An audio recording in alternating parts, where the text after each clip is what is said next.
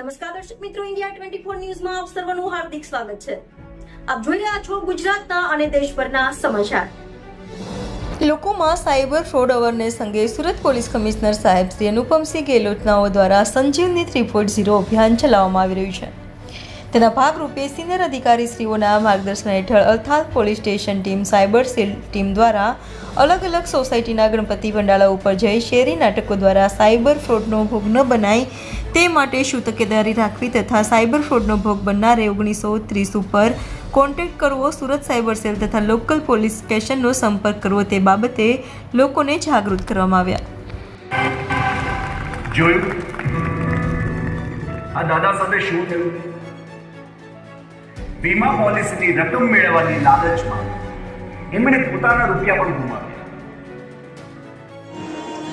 હવે આ OLX ફ્રોડથી બચવા માટે આટલું ધ્યાન રાખો।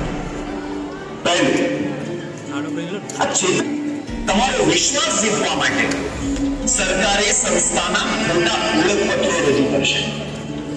આથી ખરીદનાર અથવા